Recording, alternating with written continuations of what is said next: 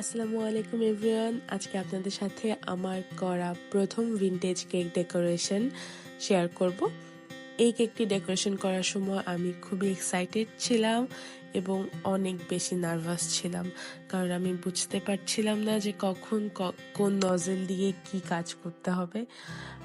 তারপরও আমি ইউটিউব ও ফেসবুক বিভিন্ন কিছু ঘেটে বিভিন্ন ডিজাইন দেখে তারপরে নির্ধারণ করলাম যে না, এবার সাহস করে একটা ভিনটেজ কেক বানিয়ে ফেলি।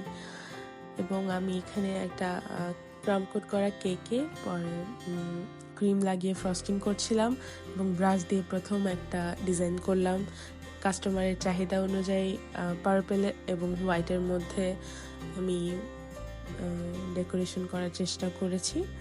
এবং এখানে কোন নজল কত নাম্বার আমি কিছুই জানি না, কারণ আমার নজলগুলোতে কোনো নাম্বার দেওয়া নাই। আমি ট্রাই করেছিলাম যে কোন নজল থেকে কি ধরনের ডিজাইন আসে, তো সেই অনুযায়ী ডিজাইন দেখে আমি কয়েকটা নজল সিলেক্ট করেছি অ্যান্ড দেন ডেকোরেশন। এই মেজারমেন্ট কাপ দিয়ে যে কার্ভের যেই টিপসটা, এটা আমি ফেসবুক থেকে নিয়েছিলাম এবং ওইটা আমার ফেল হয়েছে। আমার সব ডেকোরেশন, সব ফিনিশিং নষ্ট হয়ে গিয়েছিল। ইনফ্যাক্ট এই নজেলটার মেবি 6B হবে বা 4C হতে পারে, আমি জানি না এক্সাক্ট নাম্বার। আমি জাস্ট অ্যাকুরেট পেয়েছি, আমি ডিজাইন শুরু করে দিয়েছিলাম।